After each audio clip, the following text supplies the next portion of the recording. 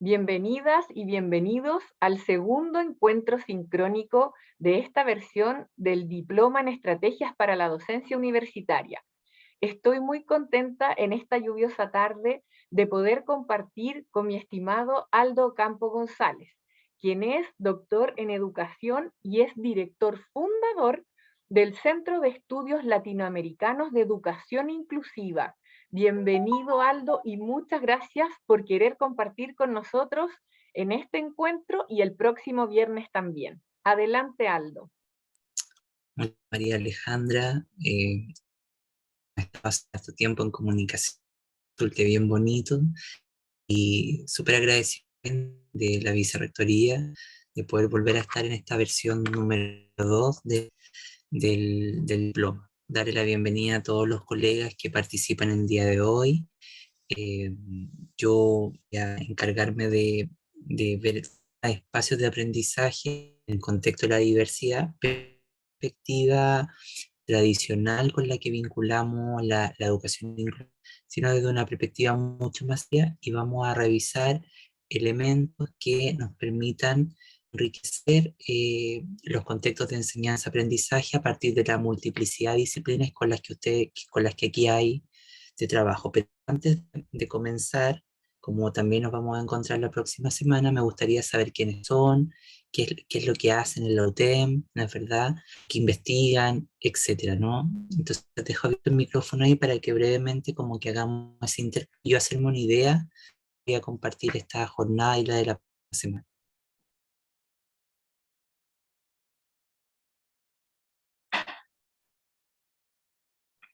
¿Quién parte? Ya, bueno, parto yo. Así vamos por Gracias, arriba. Angélica. Bueno, yo soy Angélica Figueroa, soy arquitecta y estoy dictando el curso de Territorio y Urbanismo 5 en la Escuela de Arquitectura. Ya es un último urbanismo que tienen los alumnos, así que de cierta manera es como la síntesis ya de todos los cursos de urbanismo y con hartos temas prácticos. De hecho, hoy día vengo llegando que fuimos a terreno, a pesar de la lluvia llegaron muchos alumnos y ahí estuvimos recorriendo en terreno, aprendiendo de la ciudad. Así que esa es mi carta de presentación. Bienvenida, Angélica. Es como la propuesta de Soja, por ejemplo, ¿no? Como de arquitecto norteamericano que la espacialización, justicia espacial y todo eso. Y bueno, yo leí algo de eso, pero me hacía como esa rememoranza, ¿no? Bienvenida al grupo. Gracias. Vamos, Eduardo, vamos, adelante. Hola, ¿se me escucha? Soy Eduardo Campos, académico del Departamento de Diseño. Estoy a 5 semanas de jubilar. Presenté mi solicitud al plan de retiro voluntario. Estoy muy interesado en todo caso en continuar en la universidad en otra calidad, como profesor de jornada parcial probablemente.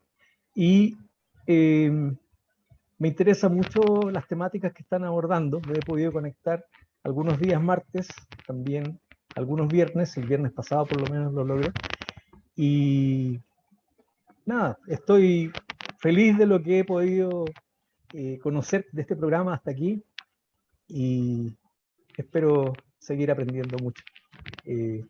La semana pasada quedé muy reconfortado con la presentación de la profesora. No recuerdo su nombre en este minuto, pero creo que fue una jornada tremendamente valiosa para todos los que estuvimos. Lo mismo esperamos, creo, hoy día, según lo que ya me anunciaron. Muchas gracias. Gracias a ti, Eduardo, bienvenido. ¿Alguien más? Voy yo. ¿Cómo están? Bueno, mi nombre es Diego Pinto, yo soy del Departamento de Diseño también, trabajo ahí, hago las clases de formulación de proyecto con Design Driven, y el próximo semestre, este semestre estamos con seminario de diseño 2, que es la tesina. Ahí yo siempre digo, me toca enseñarle estructura a los locos lindos, que son los diseñadores, que están ahí muy creativos, y yo estructura, en eso estoy. Y y también formando parte del diplomado nuevo que tiene en emprendimiento la carrera, así que súper contento, igual que lo que comentaba Eduardo, con la vara súper alta la semana pasada, estuvo muy entretenido y tremendamente informativo. Y contarle a Angélica que mi sueño frustrado fue siempre ser arquitecto. Terminé siendo ingeniero comercial, pero siempre quise ser arquitecto, incluso siendo arquitecto, siendo ingeniero. En algún minuto, en vez de hacer un magíster, pensé en estudiar arquitectura. Así de tanto me tira. Creo que quizás algún día, si tengo el tiempo, voy a estudiarlo, porque me apasiona profundamente. Eso. Estamos intercambiados porque yo también siempre me ha picado el bichito de la ingeniería. Es como que también digo. Crucémonos y después nos asociamos y dejamos la patada seguro. Eso. Sería Eso, ahí sensacional. juntamos, fusionamos. Fantástico. Bienvenido, Diego. Vamos con Viviana, que tiene la mano arriba. Hola, bueno, me llamo Viviana Contreras, soy profesora del taller de Principios de Sustentabilidad. Este semestre estoy dictando clases en la carrera de Ingeniería Industrial y Civil Industrial. También trabajo en el programa de sustentabilidad, estoy encargada del área de formación. De profesión soy médico veterinario, para que vean que no solo existen así como locuras. Tengo un magíster en educación ambiental y actualmente estoy estudiando un doctorado en educación ambiental para la sostenibilidad. Así que tengo mucha motivación, al igual que todos, yo creo, en aprender estas nuevas miradas y obviamente que son los lineamientos del siglo XXI. Así que súper agradecida de la oportunidad que nos brindan y de ser parte de este grupo de profesores motivados. Así que muchas gracias. Bienvenido. Muchas gracias a ti. ¿Alguien más?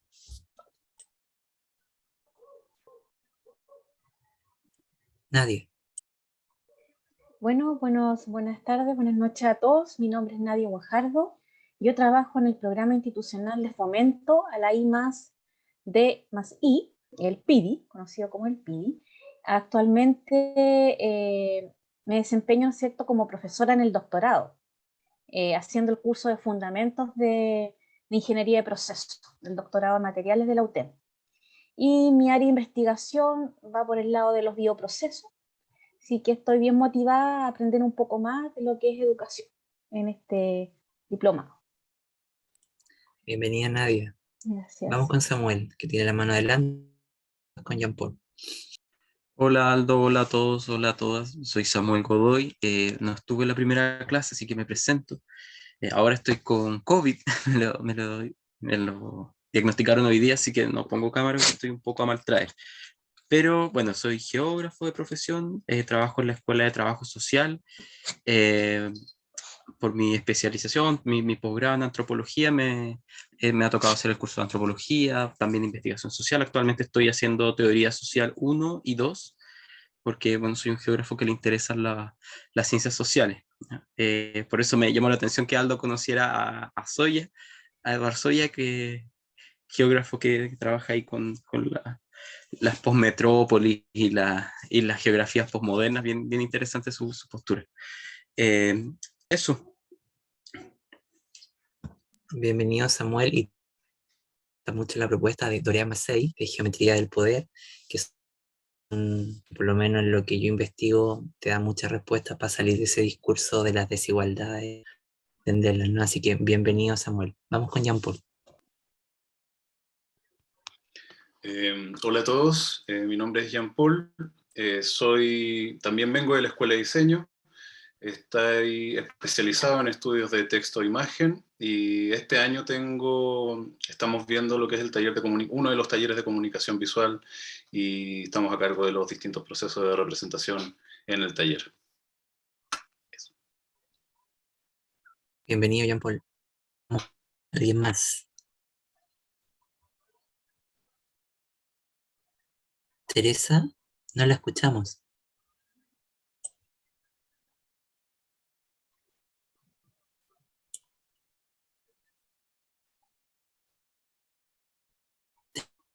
Escuchamos. Teresa, no te escuchamos. ¿Podrías prender y apagar el micrófono a ver si así funciona?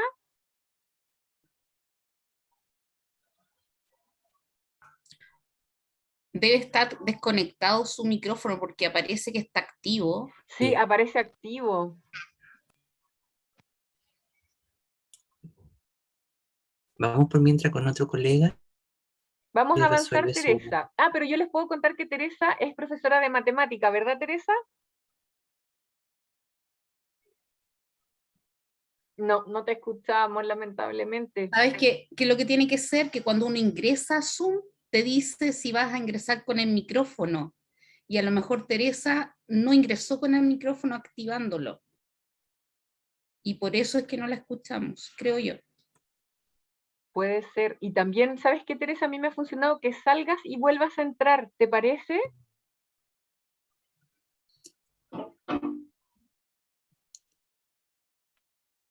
Podríamos, mientras se resuelve este tema, podríamos ir a lo mejor con Luis, con Matías, con Stephanie, Robert, Francisca.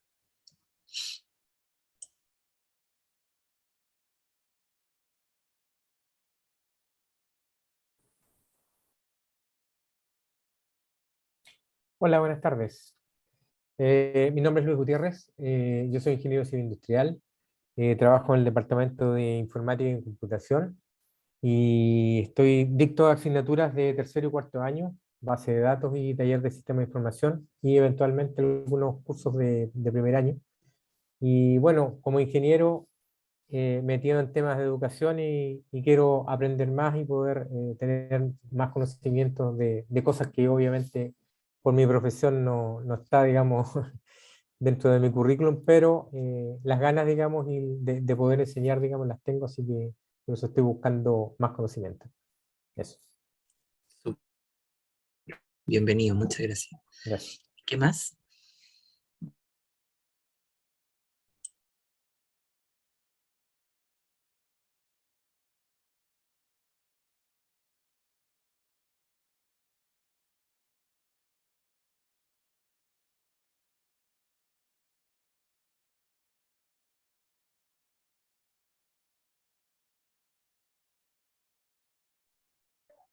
Hola, buenas tardes. Me integré recién, tuve algunos problemas, pero bueno, me presento, soy Stephanie Muñoz, soy parte de un plan de acompañamiento, del plan de acompañamiento estudiantil de la universidad.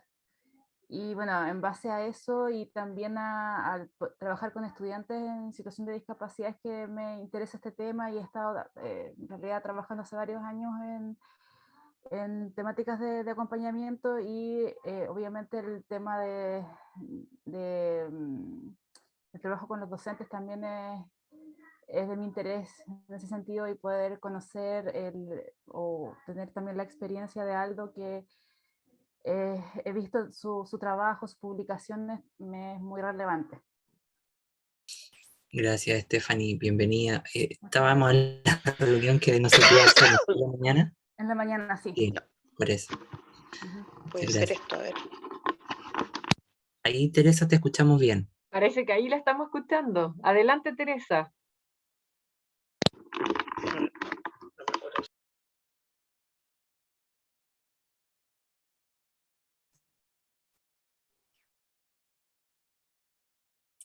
No sé quién falta que se presente.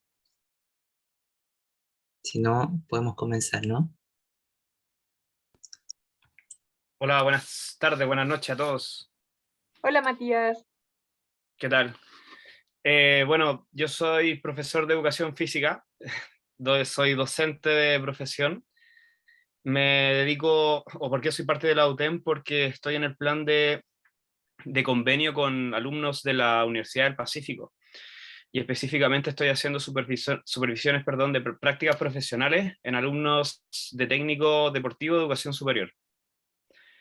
Y bueno, básicamente se me presentó esta oportunidad de hacer el diplomado como forma de quizás complementar un poco la parte pedagógica que obviamente en nuestra carrera se da bastante y me resulta bastante cómodo el tema educativo.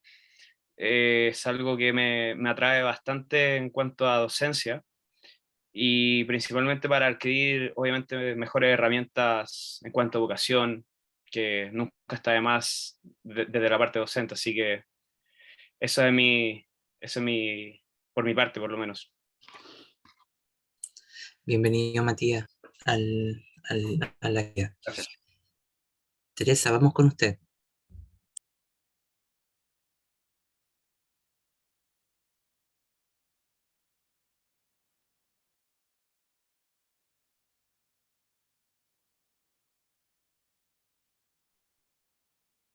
Teresa, puedes desconectar el audífono mejor, o sea, sí, los audífonos, porque antes te escuchábamos.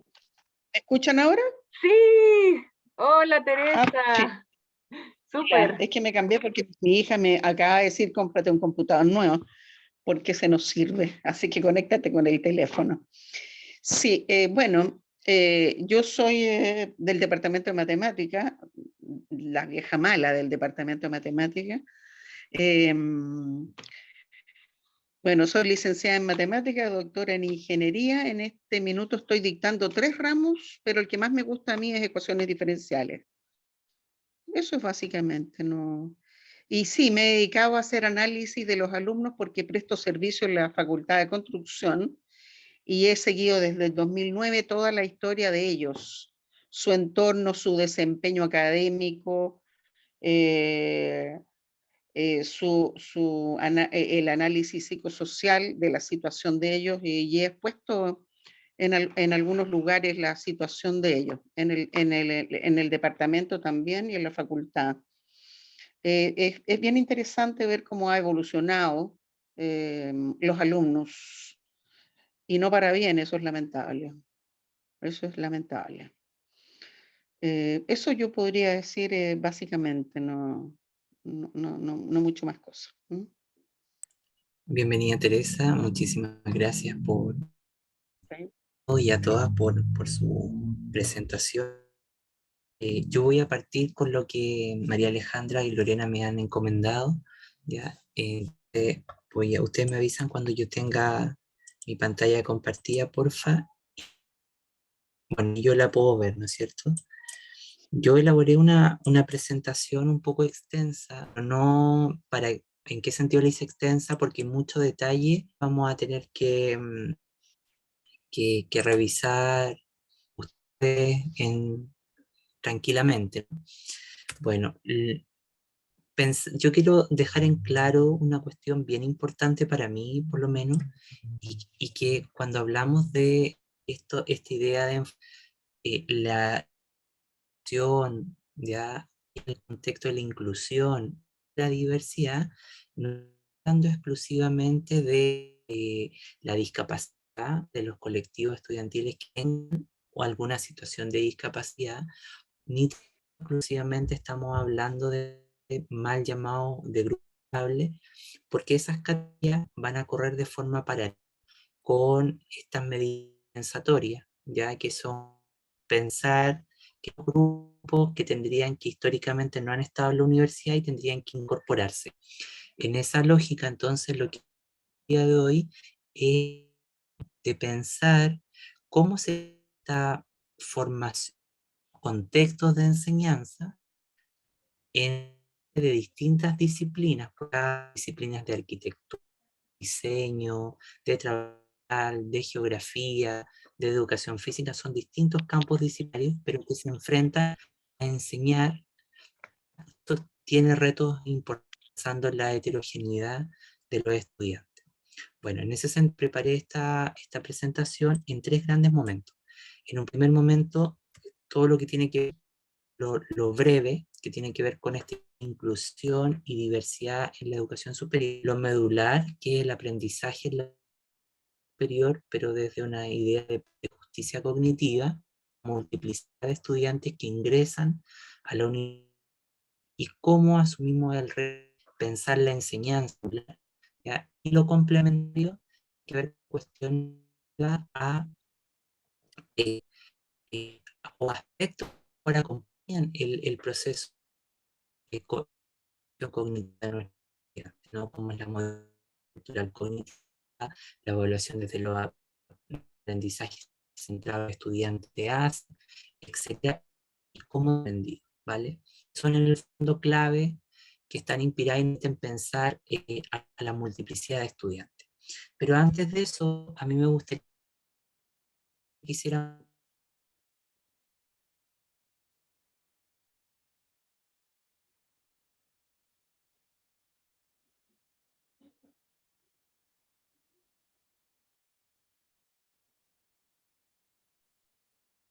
Se fue Aldo. Esperemos que vuelva. Quizá él podría estar solamente con audio. Sí, quizá eso ahí- le iba a decir, que yo trataba de apagar la cámara y no me permitía. Estimado Aldo, ¿te gustaría apagar la cámara para poder mantener mejor la conexión? Sí. Genial, muchas Si no les gracias. molesta. Ya, súper. No, entonces, que yo les planteaba era esta posibilidad de que ahora vamos a hacer una lluvia de ideas, ¿ya? De unas mínimo 5 ideas y máximo ideas en torno a la relación entre educación superior y diversidad. Es decir, qué cosas, por ejemplo, vienen a nuestra cabeza cuando hablamos de educación superior y diversidad. Para esto vamos a dejar unos 3 a 4 minutitos para que ustedes puedan compensar algunas 5 ideas en torno a esta idea de educación superior y diversidad. Y luego las ponemos y las comentamos. ¿Les parece?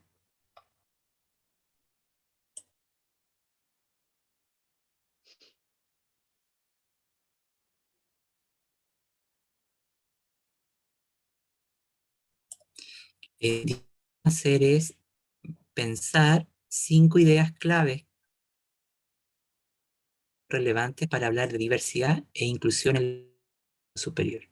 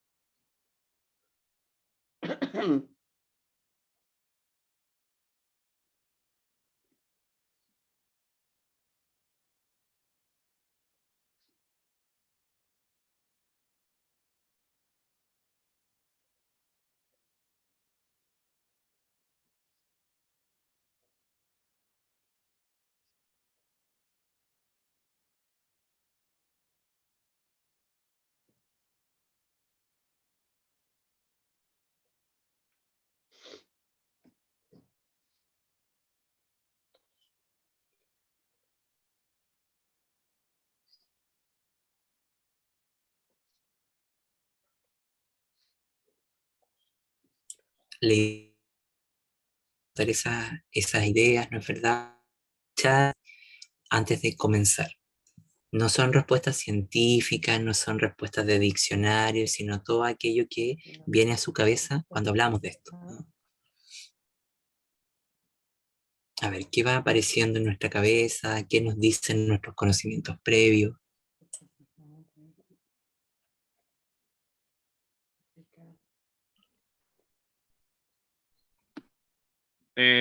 Por acá, Matías. Adelante, Matías. No alcancé a ubicar unas 5 ideas, pero sí por lo menos 3 principales. Dale, súper bien. La primera de relacionamiento, que más o menos lo explico desde el punto de vista de cómo uno a ver, cómo se dispone hacia el curso. O sea, cómo uno como profesor, como docente en este caso, se entrega a la clase y a sus alumnos y con eso también hacer un poco, a otra idea, a los modelos de conducta de las personas. O sea, todos aprenden de diferente manera, todos vienen con formaciones diferentes y más o menos va en la experiencia del profesor, en cómo se relacione y en cómo lleve el clima de la clase en general. O sea, sabemos que cuando hay profesores que son un poco más empáticos, un poco más sociables, más ligeros, por decirlo de alguna manera, se pueden producir buenos procesos de enseñanza-aprendizaje, y con eso también quería tocar ese otro punto de proceso de enseñanza-aprendizaje, que más o menos crean este clima ideal de aprendizajes emergentes. Entonces, desde ese punto de vista, yo más o menos tomaría esas tres ideas que se me vienen a la rápida, que vendría siendo el relacionamiento de profesor-alumnos, modelos de conducta de cada persona y formaciones, y los procesos de enseñanza y aprendizaje que obviamente son vitales a nivel educativo. Bueno, esto que dice Matías, yo quisiera pedirles que ustedes puedan anotar algo que se desprende de lo que ellas dicen, que es lo que Goleman denomina clima de aprendizaje. Y eso va a ser un concepto clave para lo que vamos a conversar esta tarde. Resonantes para el aprendizaje. Muchas gracias, Matías.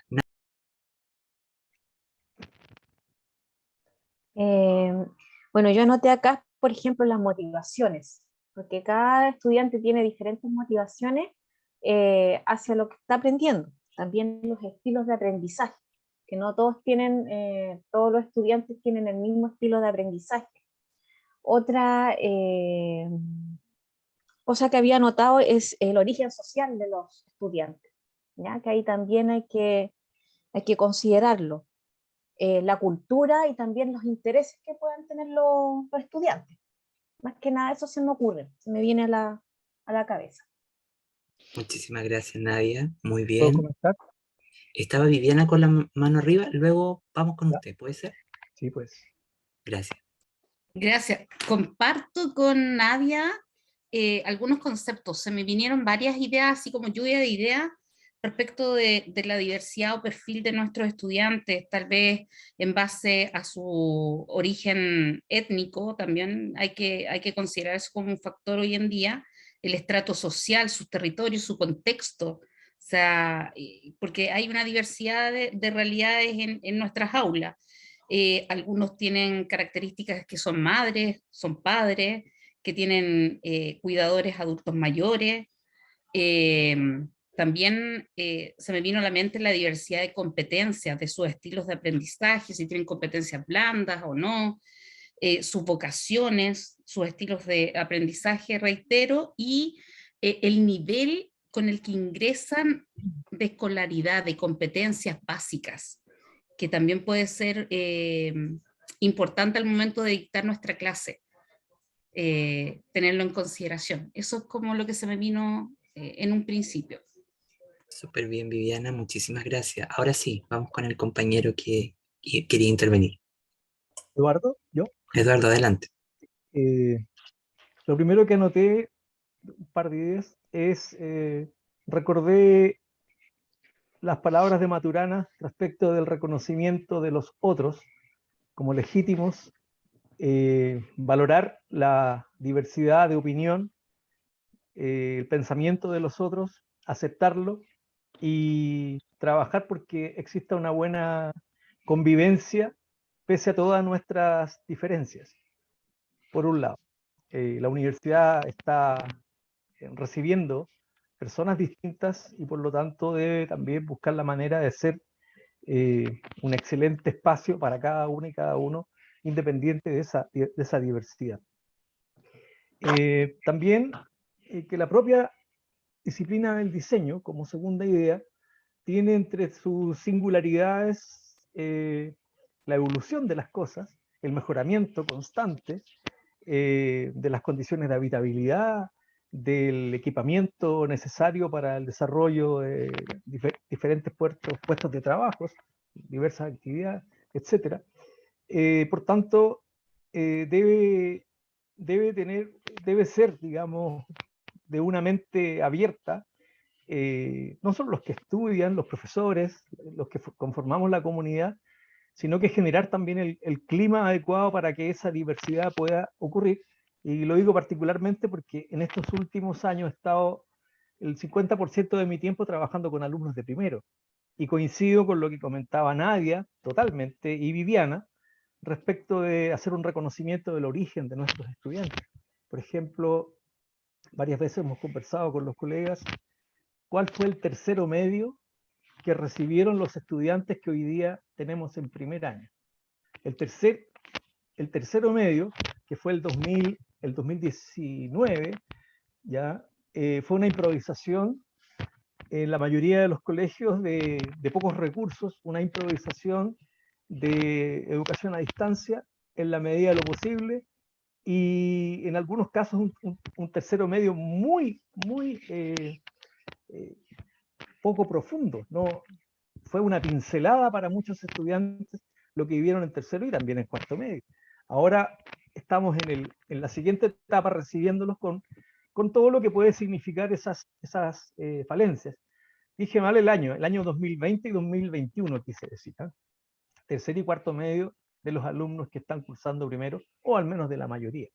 Entonces, hay que estar de alguna manera dispuesto a trabajar con esa condición, tener claridad de que hay algunos aspectos de las competencias duras y blandas que no los han podido desarrollar, y ver de qué manera nosotros nos podemos hacer disponibles para colaborar en ese desarrollo.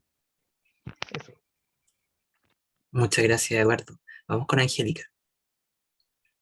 Y lo mío también era como en esa línea, como desde el punto de vista del docente, como tener como la voluntad, el querer conocer al estudiante y profundizar en los intereses que ellos tienen, o a veces quizás, por ejemplo, en el tema de arquitectura, a veces quizás se puede hacer más sencillo, uno hace actividades que permiten dar cuenta de la realidad de ellos, de su entorno. Por ejemplo, a veces uno se le hace trabajos de reconocimiento de su barrio y ellos mandan videos, y ahí uno se puede empezar a hacer una formación, o sea, se puede formar una idea de ellos, de en qué lugares transitan, habitan, cómo perciben, ¿cierto?, su paso acá por la universidad. Yo creo que eso como que tiene que ver un poco como con tener esa voluntad de querer involucrarse con los alumnos en conocerlos. Yo creo que ahí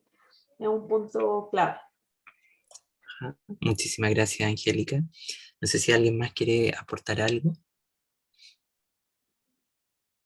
Bueno, en realidad todo lo que ustedes han dicho es correcto y tiene una idea muy positiva que nos saca del foco de la diversidad entre los otros raros que han sido excluidos por la universidad y que ahora en una suerte de cierta pseudo justicia social tendríamos que incorporar, que era lo que por lo menos yo recuerdo hacia inicios de esta década, las universidades que se declaraban universidades inclusivas caían en ese error, ¿no es verdad?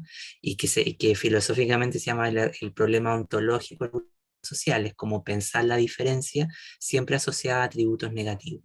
Y lo que ustedes han puesto de manera hoy día en esta lluvia de ideas, muy de manifiesto, es la idea de la multiplicidad, es decir, de las múltiples formas existenciales que llegan a la universidad y que tenemos que de alguna manera prestarle reconocimiento, también condiciones para que puedan progresar, ¿no? Bueno, así que felicitaciones a todos.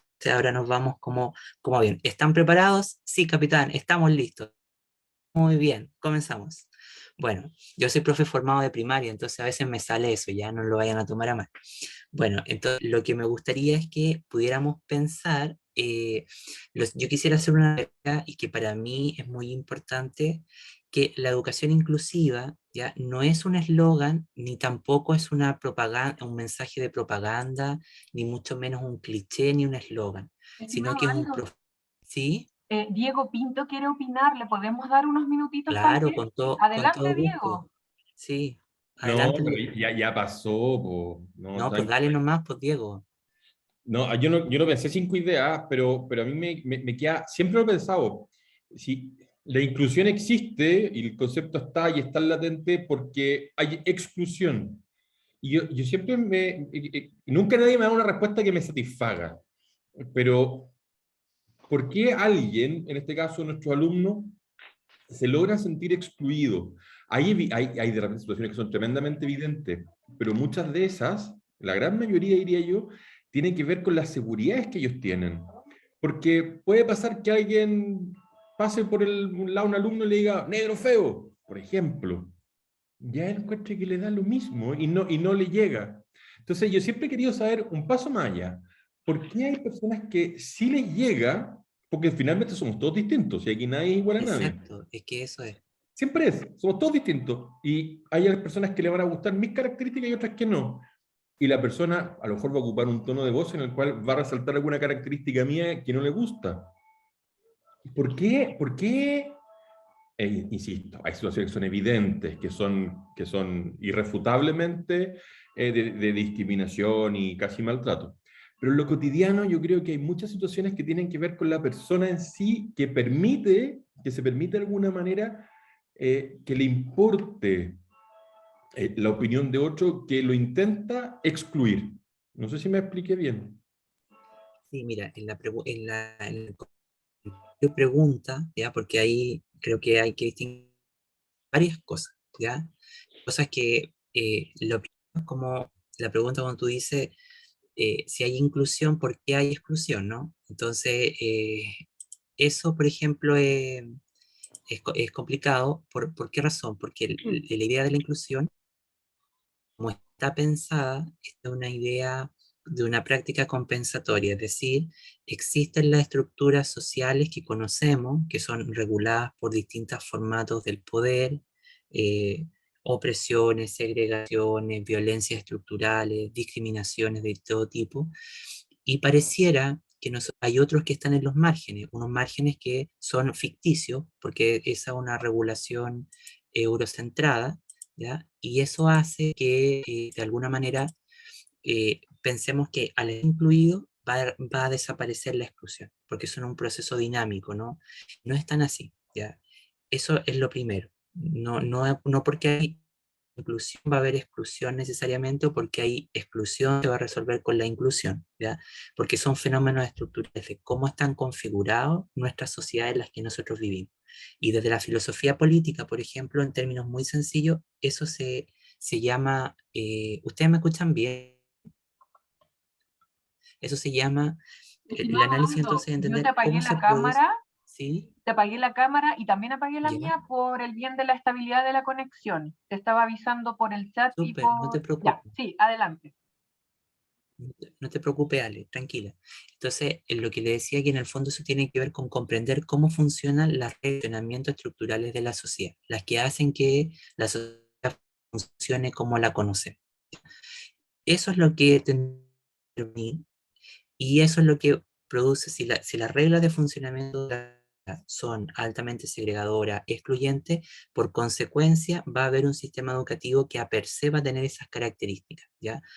Y por otro lado, lo segundo que tú señalas, Diego, tiene que ver con lo que Erving Goffman, en su libro, en su polémico libro, que se llama Estigma, él devela la psicología ha estado profundamente equivocada a pensar que la identidad se construye de forma individual.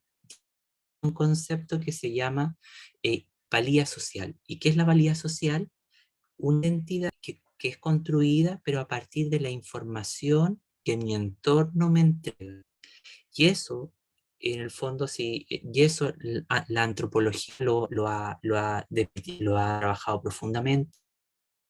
Y la neuropsicología lo denominó en cierta medida prevención aprendida. Es decir, que si uno vive en un entorno donde uno es más permeable a ciertas emociones no tan positivas, tú terminas configurando una estructura mental en torno a eso, ¿no? Entonces hay en otro tipo de patrones que escapan, que escapan a esto, pero como decía Matías, la inclusión tiene que ver con una práctica relacional y de cómo convivimos y coexistimos entre nosotros. Aquí la pregunta es por la existencia. Y por eso yo quiero presentar esta lámina, porque desde mi posición teórica, como investigador, que yo me dedico muchos años a investigar este fenómeno, pero más allá de lo habitual, nos damos cuenta que la educación inclusiva no es un eslogan, ni tampoco un mensaje de propaganda como está o como mayoritariamente lo conocemos en el mundo, tampoco un cliché. Y esto nos lleva a entender entonces que la inclusión es un complejo proyecto político, y digo político no en el sentido partidista, sino en el sentido de un proyecto cívico, ciudadano, que redefine el funcionamiento del mundo, ¿no? Y ahí nos conectamos entonces con un sentido más relacional de cómo existimos y cómo damos cabida a múltiples mundos, que la modernidad como fenómeno histórico lo que hizo fue en el fondo negar, arrastrar esos otros mundos en los que incluso estamos nosotros mismos, ¿no?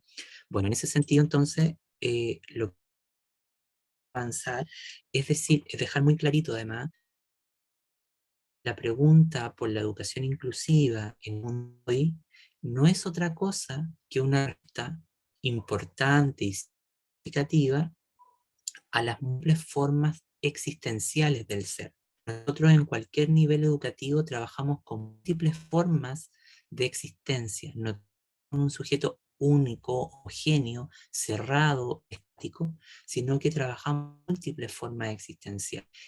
Es por eso que la universidad, al abrirse al reconocimiento de los múltiples modos del ser humano, necesita romper con esos paradigmas universales que dicen que existiría el hombre blanco, católico, burgués, heterosexual, porque esa regulación es bastante limitada en cuanto a la experiencia humana.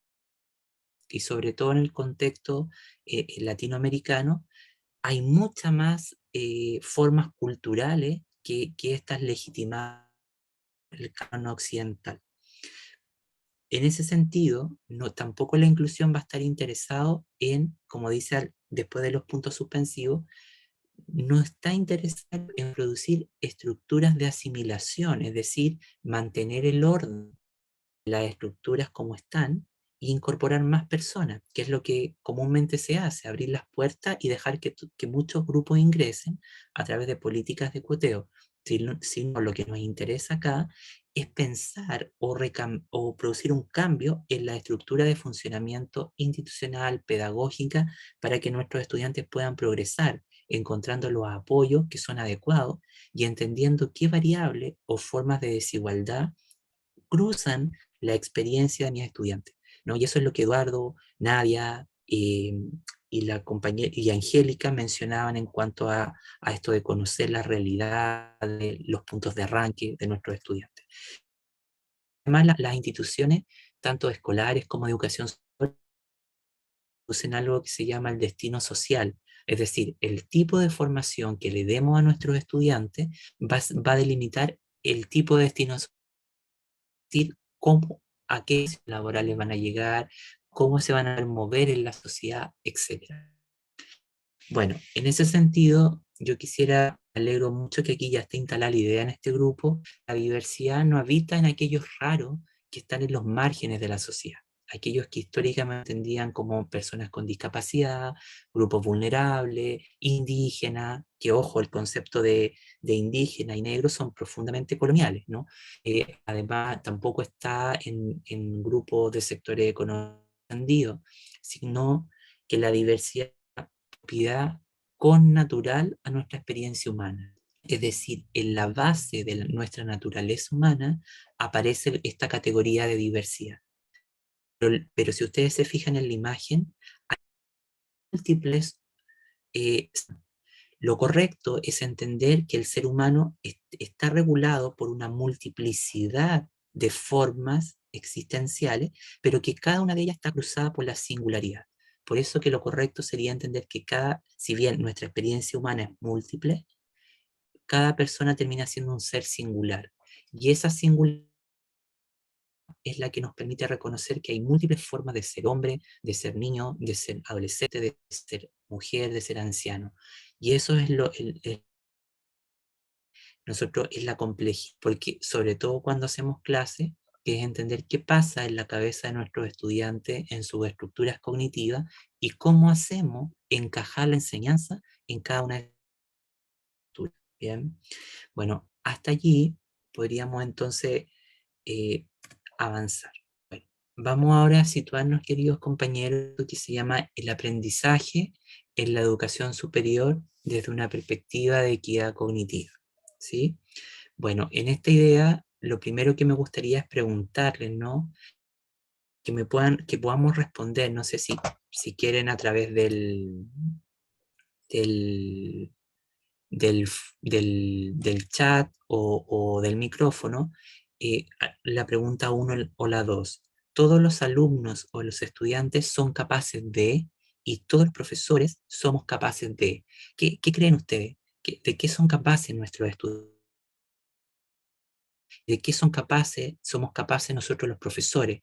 Pensando sobre todo en lo que podemos despertar de ellos, de ello en cuanto a lo que a las disciplinas con las que ustedes trabajan. Dejo estas preguntas para que las podamos pensar un ratito mientras yo avanzo con lo siguiente. ¿Ustedes me escuchan, no es cierto? Porque se me fueron las cámaras de acá. Todos desconectamos las cámaras para poder mantener la estabilidad de la conexión, estimado Súper. Aldo. Ya, súper, Ale. No, es que yo ahí pensé que me había ido. Bueno, entonces si nos hacemos esta pregunta, queridos colegas, todos los estudiantes son capaces de, y todos los profesores somos capaces de. A ver, ¿qué se nos viene a nuestra cabeza, no? Bueno, Nadia dice por acá, aprender. Muy bien, Nadia. Todos somos capaces, sí, y a lo largo de nuestra vida. Viviana dice aprender, enseñar con motivación. Muy bien.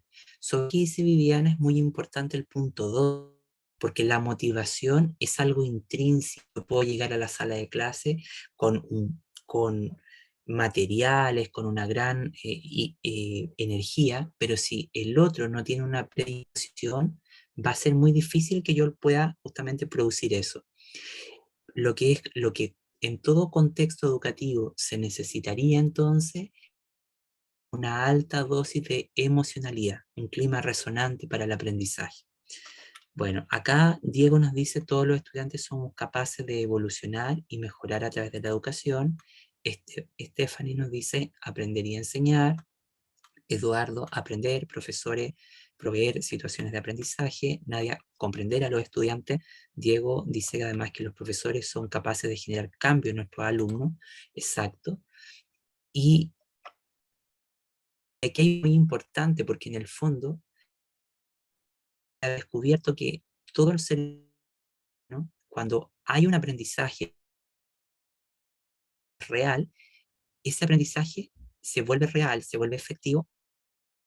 La actividad exclusivamente esté bien diseñada, eso es medular, sino porque al realizar la actividad hay. Entonces la neurociencia ha sido muy clara decir que el aprendizaje existe sí o sí cuando hay placer. Y eso quiere decir cuando pasa por el corazón. Me gustaría dejar muy claro que en cualquier contexto de enseñanza, sea la disciplina de la ingeniería, de la medicina, de la arquitectura, de la geografía, del trabajo social, de la operación física, en cualquier de las disciplinas de estudio, el aprendizaje es decir, si hay una alta emocionalidad, es decir, hay un clima resonante para el aprendizaje. ¿Y cómo se traduce eso? Se traduce básicamente que a los estudiantes se le plantea, ¿no es verdad? Se le plantean múltiples desafíos. Ojo con eso, se les plantean múltiples desafíos. Y un buen desafío tiene que ver con leer un tochito o un conjunto de documentos o ver 100 ecuaciones, sino que un desafío cognitivo, es decir, que nos permite movilizar aquello que sabemos, ¿no es verdad? Y poner de manifiesto lo que hemos aprendido, implica una integración de muchas cosas. Por ejemplo, yo les podría pedir a mis estudiantes que hicieran un programa radial, pero implica que tienen que, por ejemplo, planificar el guión, tienen que editar, tienen que además, por ejemplo, hacer entrevistas, inventar los comerciales, es decir, tienen que hacer una integración de procesos cognitivos, ¿ya? Y eso es muy importante. Pero todo buen aprendizaje a nivel de nuestras estructuras mentales resiste en nuestras estructuras mentales solo 48 horas. Esto quiere decir que si luego de 48 horas no hay otro desafío cognitivo, no hay una actividad movilizante, no hay algo que invite a integrar todos los aprendizajes previos, esas estructuras mentales comienzan a debilitarse. Y eso es lo que exige que los estudiantes permanentemente muestren lo aprendido, hagan cosas, intenten lo que saben y buscando las aplicaciones en los distintos espacios de la vida, ¿no? Acá Viviana nos pone en el chat, dice, la educación para la sustentabilidad considera 3 principios clave: el cerebro diseña la mente, el corazón los valores y los principios, y las manos que nos invitan a la transformación de las acciones sustentables. Muy bien, Viviana. Bueno, esto se va a traducir entonces que son condicionantes transversales para cualquier contexto educativo, ¿ya? En entender 2 cuestiones medulares que de alguna manera solo aprendizaje se implante, y si esa experiencia de aprendizaje va acompañada de un desafío cognitivo. Y vamos a ver una tercera idea medular que tiene que ver con la comprensión. Y esto me gustaría que lo pudiéramos anotar porque es clave para lo que viene. Cuando nosotros hablamos de la comprensión, pareciera que es una habilidad de pensamiento, como lo dicen algunas mías, para entendizaje, pero desde el año 89, un grupo de investigadores de la Universidad de Harvard, específicamente que se llama el cero con Z, cero, que se llama Enseñanza para la Comprensión, trabajando con escuelas universitarias y de primaria y secundaria, se dieron cuenta que comprender era el resultado final del aprendizaje. Esto quiere decir que comprender era el umbral del aprendizaje, ¿ya? ¿Por qué? Porque ellos dicen y muestran que cuando uno comprende, piensa flexiblemente a partir de lo que sabe. Eso quiere decir que comprender implica pensar flexiblemente a partir de lo que sé, pero justamente buscando o produciendo elementos que enriquezcan o lo aprendido, ¿ya?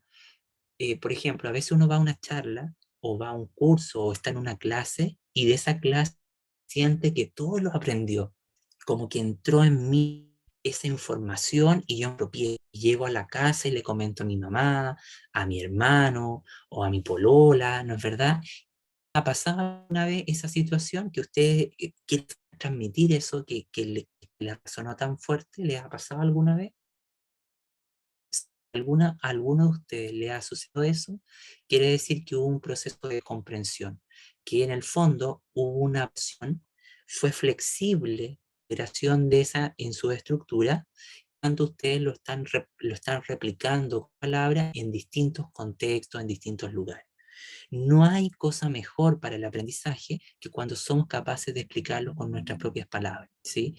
Muchas de las cuestiones que de antaño hacía la pedagogía, la neuropsicología se ha encargado de desmitificarla y decir que son altamente poderosas para el aprendizaje. Por ejemplo, hacer lluvia de ideas es altamente poderoso, hacer resúmenes es altamente poderoso, crear canciones es altamente poderoso, crear los conceptos es altamente poderoso, explicar con las palabras con nuestras propias palabras, perdón, es altamente poderoso, pero ante todas las cosas, enseñar a otro es lo que más garantiza el aprendizaje, ¿no?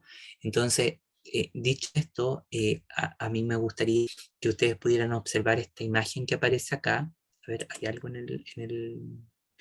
dice, Angélica dice acá, según mi mamá, yo siempre llegaba del colegio contando todo. Bueno, eso en el fondo quiere decir que hay un proceso de compra, ¿no?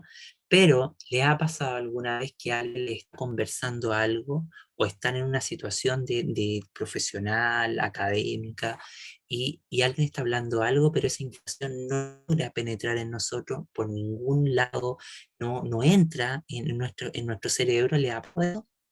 Bueno, en términos anatomofisiológicos, hay algo que se llama SARA en nuestro tronco encefálico, ya yo lo voy a poner acá, y esta SARA es malula porque en el fondo es actuar como un colador, ¿ya?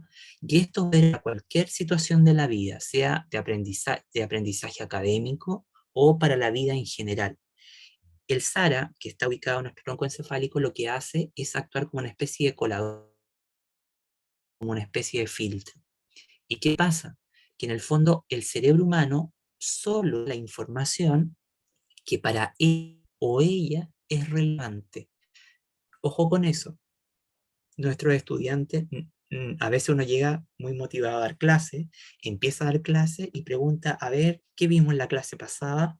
Y silencio absoluto. No quiere decir que somos malos profes, quiere decir que los estudiantes son malos, quiere decir que la información que le estamos presentando no fue relevante para esa estructura o esa persona. Por lo tanto, cuando la información que yo presento no es relevante para quien interlocutor, difícilmente va a grabar. Y esto va a ser el principio de cualquier educador o de cualquier docente en cualquier nivel educativo. De hecho, hasta cuando uno da clase en doctorado, por ejemplo, también pasa lo mismo. Hay mucho de la información que a veces nada que ver con los intereses investigativos de los estudiantes, con sus motivaciones profesionales, pero que restringe el ingreso a la información, ¿no? Bueno, en ese sentido, entonces, podríamos decir que para pensar el aprendizaje hay cuestiones básicas que debiésemos considerar, ¿ya?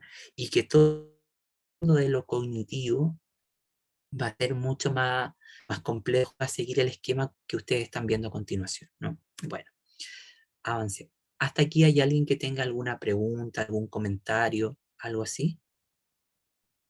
Aldo, ¿No? a mí me gustaría que dejáramos Sí. pendiente esta pregunta porque tenemos que hacer nuestra pausa activa. ¿Qué te parece si los dejamos pensando un ratito Con mientras... todo gusto, querida. Ya, genial. Entonces, invitamos a todos a que se levanten, no vamos a prender las cámaras ni nada porque tenemos más estable la conexión, pero por favor, desconéctense por 5 minutos, vayan a buscar un té, un café, pero párense, caminen y nos vemos a las 20:013. Yo los voy a estar llamando, ¿ok?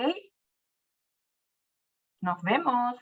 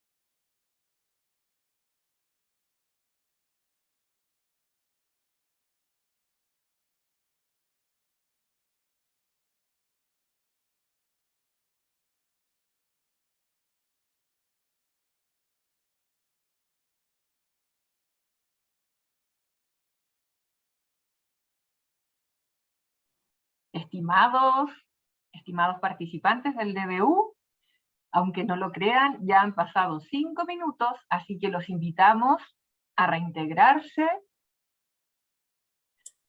Acá estoy, querida Ale. Adelante, mi estimadísimo Aldo Ocampo González.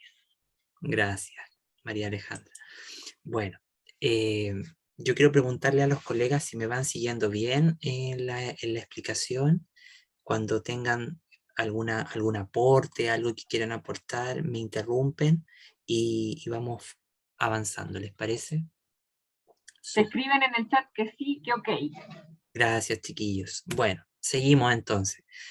Miren, aunque aparezcan imágenes de niños, obvien eso, y lo que estábamos hablando justamente tiene que ver con esto, que el aprendizaje justamente solo va a existir, el aprendizaje real, el aprendizaje profundo, como denomina Ken Vine. El aprendizaje profundo es el aprendizaje que produce la comprensión, este umbral que estábamos hablando, ¿no? Cuando yo redecodifico, cuando hago mío la información, cuando hago mío lo que estoy aprendiendo, ¿no? Y ese aprendizaje justamente va a proporcionar esta idea del placer, y que a nivel cerebral se va a estimular la dopamina y va a generar esta sensación de una cosa reconfortante, con felicidad. Pero también el aprendizaje, y aquí para los que son papá o mamá, en la curva del desarrollo humano se ha descubierto que los seres humanos, la psicología ha estado profundamente enfocada al decirnos que en la medida en que pasa los años nos vamos deteriorando. Eso puede pasar en algunas personas, pero no es la norma, no es la generalidad, ¿ya? De hecho, antes de la neuropsicología se descubrió, es una cosa muy linda que pasó, que en el ser humano, tanto en los primeros 7 años de vida se define todo lo que vamos a hacer de adulto, pero luego en la pubertad vuelve a pasar algo similar, en lo que hay reorganizaciones neuronales, de secuencias químicas, etc. Y esos mismos procesos de reorganización cognitiva, neuronal, afectiva, bioquímica, vuelven a acontecer posteriormente a los 46 años. Es decir, ¿qué nos demuestra la neuropsicología? Nos demuestra que el ser humano está en constante proceso de cambio y se enfrenta a lo que ellos llaman constantes periodos críticos, momentos en los que nuestras estructuras cognitivas y cerebrales se expanden para justamente aprender más y mejor, ¿no? Y el desafío entonces está en crear climas resonantes para el aprendizaje, climas que fundamentalmente tengan altas expectativas en nuestros estudiantes. ¿Sí? Las expectativas en educación juegan un papel importante porque tienen que ver con cómo yo concibo al otro, cómo yo lo veo. Si yo, por ejemplo, recuerdo cuando yo daba clases en pregrado y veía que muchos colegas decían, no, es que estos estudiantes vienen de sectores vulnerables, o estos estudiantes son las primeras generaciones en la universidad, eso infla la concepción que yo tengo del sujeto, porque en el fondo estoy puntualizando en atributos que no tienen que ver con sus reales manifestaciones cognitivas, ¿no? Estoy yendo a algo mucho más profundo de lo que debiésemos aprender a mirar en las personas, ¿no?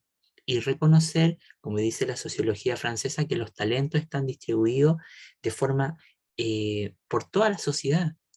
Entonces, y cuando nosotros pensamos de dónde vienen los grandes intelectuales, vienen justamente, están disgregados por distintas capas de la sociedad, ¿no? Bueno, y también recuperar esta idea de que el aprendizaje es un proceso emocional, en el que cognición y emoción trabajan intrínsecamente unidas, ¿no es verdad? Y que por lo tanto cuando creamos un clima de respeto, de proactividad, de bienestar, ¿no es verdad? Y donde los estudiantes sientan que pueden aportar y que están libres de error, justamente se sienten más inclinados a participar, a estar presentes, ¿no?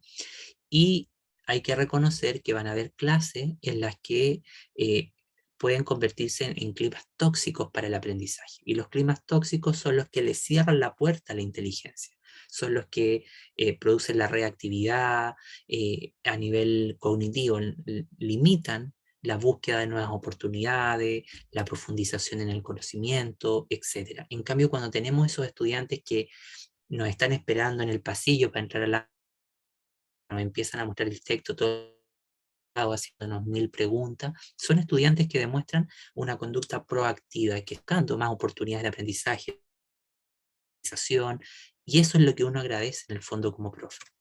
Bueno, en ese entonces, hoy día, ya en 2021, sabemos que el aprendizaje es un proceso, y eso justamente produce una modificabilidad en la persona, en sus estructuras emocionales, cognitivas, relacionales y sobre todo subjetivas, ¿no? Porque el aprendizaje también es una cuestión subjetiva, como yo me siento en mi relación con el, ¿sí?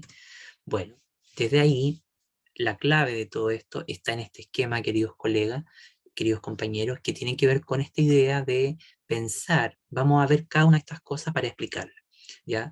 Históricamente en la psicología se dice que en toda buena clase debe haber motivación. Sin embargo, estos profesores de la enseñanza de la computación, este grupo de investigación, nos decía que la motivación solo puede ser intrínseca, a pesar de que en psicología se hable de una extrínseca, la motivación siempre acontece a nivel interno y específicamente con la amígdala, ¿no? Con lo que pasa en nuestra amígdala, y por eso que necesitamos siempre llegar altamente motivados a dar clases, ¿no? Esa motivación entonces tendría que conseguir, que Diego nos decía, con lo que va a pasar en la persona. Pero aquí hay una cuestión más profunda que tiene que ver con la activación de los conocimientos.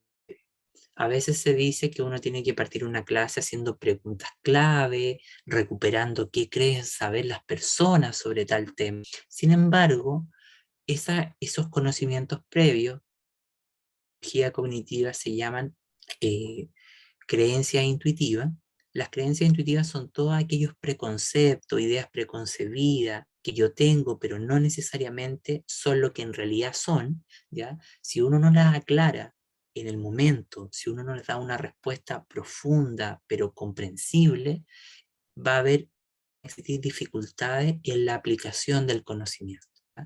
Por eso es importante que en la etapa de la acción del conocimiento nosotros desnaturalizar todas aquellas ideas con las que nuestros estudiantes llegan, son erróneas, y que pasa mucho, ¿no? En cuando uno está dando clase, etc.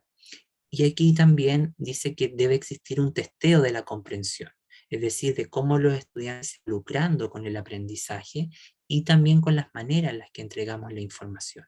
Por eso que en la forma en que entreguemos la información tienen que haber múltiples formas de presentar la información y múltiples formas en las que los estudiantes nos van a dar, demostrar lo que han aprendido. Ya no se trata de evaluar para decir cuánto sabe el estudiante, sino cómo es capaz de demostrar lo aprendido.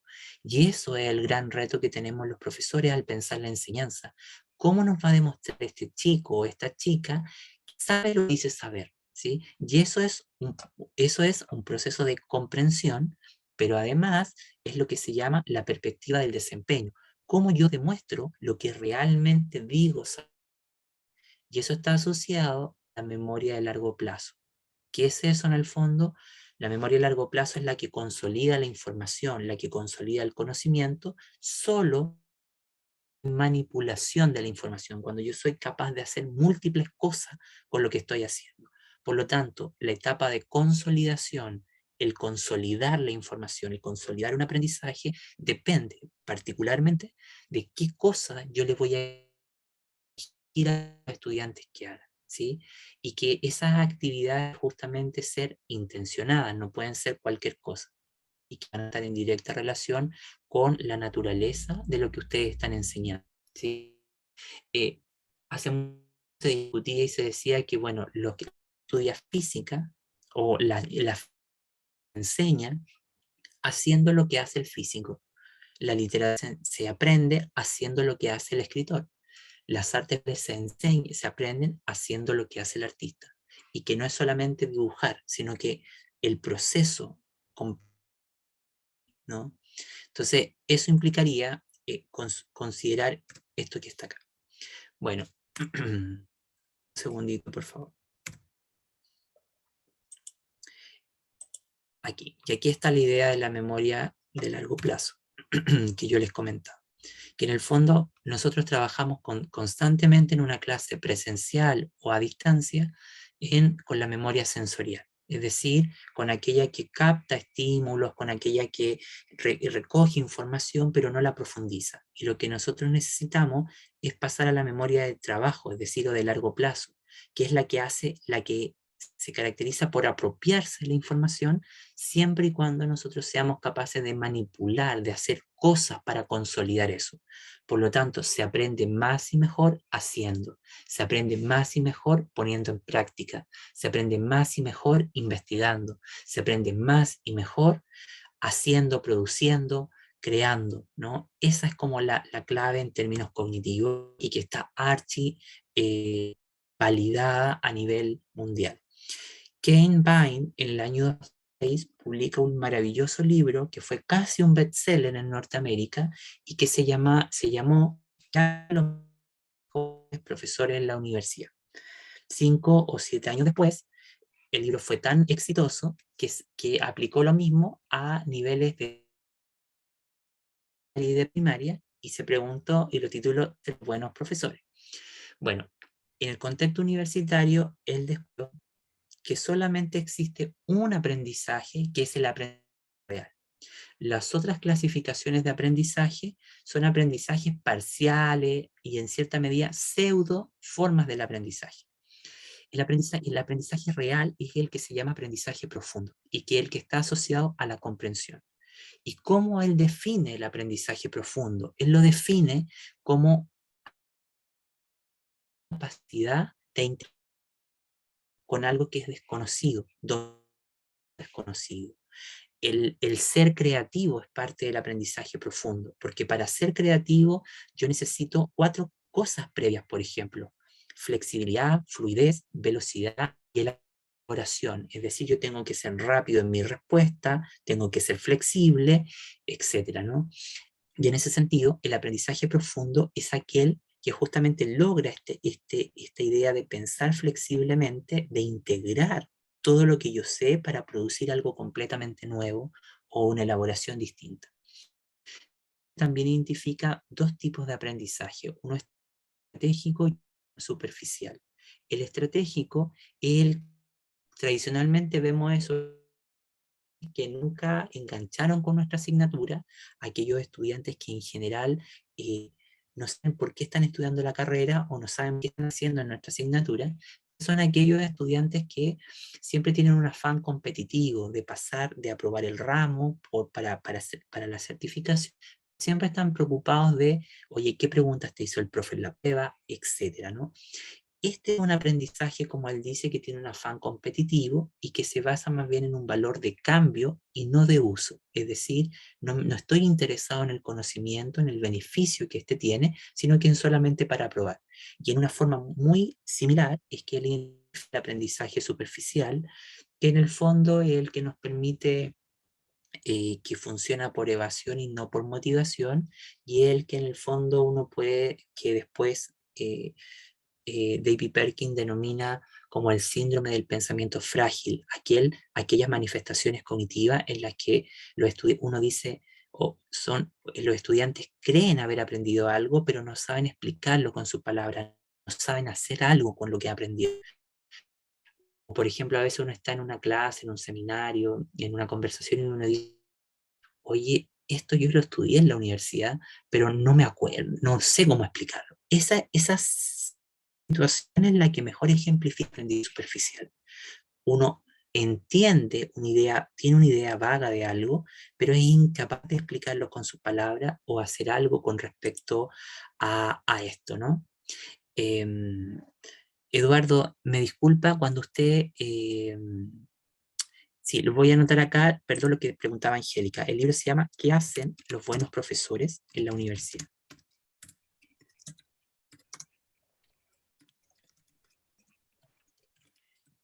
Eduardo, su pregunta cuando usted decía, ¿quién tiene que ser rápido en la respuesta? Ya. Yo ahí Tú estabas decía que caracterizando sí. y no me quedó claro si te referías al estudiante o al profesor. No, yo estaba explicando la conducta creativa, cómo se manifestaba, y decía que la creatividad tiene 4 características, que es la fluidez, la velocidad, la flexibilidad y la elaboración. Entonces, por ejemplo, cuando alguien es creativo, es rápido en su respuesta en torno a lo que va dando, a lo que se le va solicitando, ¿no? Pero en términos cognitivos, cuando se empieza el proceso cognitivo, nos posicionamos en una clase común, en una escena común y corriente, nos daríamos cuenta que cuando uno hace preguntas a nuestros estudiantes, cuando pregunta algo, nuestro cerebro necesita a 5 minutos para digerir esa información, procesarla y emitir. Y pareciera que uno como profe, sobre todo, se pone a veces como nervioso porque nadie responde nada. Y lo correcto es pensar que nuestro cerebro, nuestras estructuras mentales, necesitan entre 3 a 5 minutos para hacer ese acto de conexión. No sé si le respondo, Eduardo. Sí, muchísimas gracias, Aldo. No, por Muy nada. amable. Bueno, en ese sentido, entonces, vamos ahora a revisar algunas cositas de la enseñanza para la comprensión.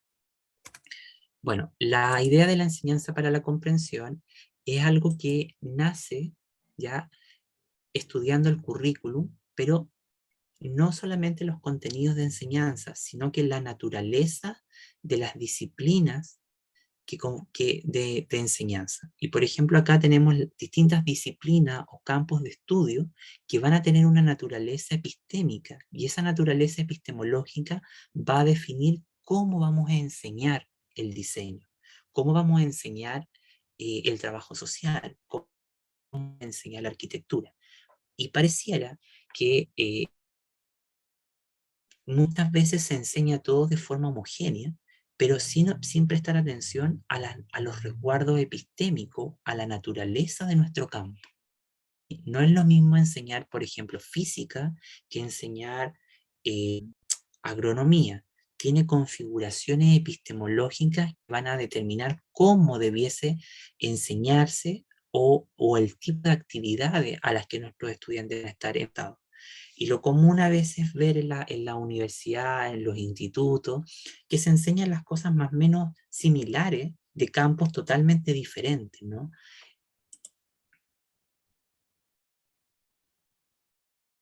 Claro, en ese sentido, entonces, nosotros podríamos cuenta que, bueno, acá están los libros que son los libros claves para entender la enseñanza para la comprensión, y me pareciera que si alguien quisiera profundizar en uno de los más relevantes, está acá el de la enseñanza para la comprensión, este amarillito, que se llama Vinculación entre investigación y la práctica, que nos muestra en una, 500 páginas, más o menos, todo el proceso de investigación, y nos va explicando,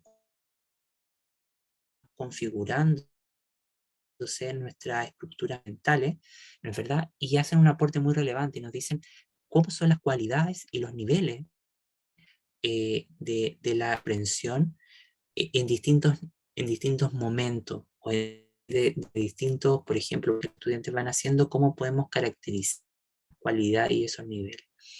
Y este rojo es como la guía práctica, en el fondo, que nos dice cómo planificar nuestro curso en torno a esto, ¿no? Y los demás son libros que ustedes podrían consultar, como La Escuela Inteligente y El Aprendizaje Pleno, que son tremendamente relevantes para eso. Bueno, vamos avanzando. Yo quisiera, ahora que nos centráramos en esta idea de la comprensión. Como yo ya decía, la idea de la comprensión tiene que ver con lo que está asociado a la flexibilidad. Es decir, una persona que comprende algo es capaz de pensar y actuar con flexibilidad. Es decir, es capaz de tomar el conocimiento y ocuparlo de formas diferentes, ¿no? Y esto implicaría entonces que comprende algo, lo primero lo puede expresar con sus palabras, pero además lo aplica a una unidad de contexto y puede haber problemas que actualmente en esos campos no tenían solución, por ejemplo. Un proceso de apropiación profunda. Y la comprensión, además, se logra cuando el estudiante, puede hacer con una variedad de cosas. Es decir, buscar soluciones creativas, ver más allá, darle la vuelta a estos marcos conceptuales, etcétera, ¿no? Voy a mirar lo que está en el chat. Ah, muchas gracias a quien puso acá el link. Muchísimas gracias, Samuel. Bueno, en ese sentido, entonces, la comprensión de los actos mecánicos. ¿Cuándo podemos ver que nuestros estudiantes no están comprendiendo? Cuando escriben la respuesta casi de la misma manera que nosotros la explicamos en clase. O hacen un proceso algoritmo y no son capaces de llegar a la demostración, por ejemplo, ¿ya? Que es un proceso complejo, por ejemplo, en matemática. Yo de lo poco que conozco de matemática y que he hablado con matemáticas, sería un proceso complejo. Cuando son, por ejemplo, son incapaces de hacer cosas con lo que están aprendiendo, soluciones creativas, de diversificar el contenido, etc. Bueno, en ese contexto también nosotros podríamos decir que habría que diferenciar entre cosas, ¿no? La primera entre el comprender y saber, ¿ya? Y aquí lo interesante que el comprender es el umbral del aprendizaje, mientras que el saber tiene que ver con el aparato de la información, con el conjunto de información más que nada, ¿no? Pero lo que une a ambos es el desempeño, es decir, lo que el estudiante puede hacer con esa información, con lo que es capaz de hacer con esa información, ¿sí? Eso se llama la perspectiva del desempeño, que es lo que aquí usted está proyectado, que en el fondo la perspectiva del desempeño es la perspectiva que está centrada en lo que el estudiante es capaz de hacer. Es decir, es la comprensión incumbe a la capacidad de hacer con un tema una variedad de cosas. Por eso que la evaluación siempre tiene que estar centrada en en cómo los estudiantes demostrarán lo aprendido, más que en certificar que ellos saben tales conceptos o tales cosas. Eso mismo nosotros tenemos que asegurarnos de que ellos lo demuestren realmente demuestren lo que dicen saber, ¿no? Y eso es algo complicado. Cuando se estructuran los currículos universitarios de esta manera, se establecen en las carreras de ciclo, un ciclo inicial, intermedio y final, ¿no? Entonces se van determinando como aprendizajes claves que sí o sí tendrían que estar en cada momento, ¿ya? Bueno, por otro lado, además, esta idea de la perspectiva nos permite aprender, ¿no? O que el aprender llevar a cabo una diversidad de acciones. En términos coloquiales son actividades que uno entienda y que al mismo tiempo es capaz de ampliarlo, así, o asimilamos y lo utilizamos de forma innovadora, ¿sí? Esto va a decirnos que en el fondo utilizar lo que sabemos de forma novedosa. Y al cerebro le encanta la novedad. Y ahí está el neurotransmisor de la noradrenalina. Al cerebro le encanta lo novedoso. Y para ti, bueno, clima de aprendizaje, obviamente dicen la psicología cognitiva relevante es crear un clima resonante, llegar emocionado a la clase, pero sobre todo despertar la curiosidad. Entonces, miren lo que voy a decir. Cuando nosotros somos niños, sobre todo en la etapa del preescolar, el aprendizaje con características básicas, pero que después, por las formas en las que están configurados los sistemas educativos, eso se va perdiendo, ¿no? Y lo que está a la base del aprendizaje es la creatividad, la imaginación, la exploración, el juego y la fantasía. Entonces, cuando nosotros dice producir algo de manera novedosa, tiene que recuperar una de esas fuerzas básicas, ¿no? Y en el fondo la novedad permite ir haciendo todas estas conexiones, estos anclajes con información, con los niveles de apropiación, ¿ya? Miren lo que aparece aquí. Y este grupo, la enseñanza para la comprensión, dice, bueno, pero ¿cómo se aprende algo? ¿O cómo se aprende a comprender? Entonces ellos dicen, ponen un ejemplo, dicen, ¿cómo se aprende a patinar? Luego, no solo leyendo las instrucciones y observando a los demás, aunque estas acciones no sean desdeñadas, pero fundamentalmente se aprende patinando, atendiendo a lo que se hace, sacando partido a su fuerza y superando sus debilidades. Es decir, se aprende haciendo, poniendo en acción, pero una acción que sea intencionada, que tenga, que nos permita justamente entrar o consolidar aprendizaje mucho más fuerte, ¿no?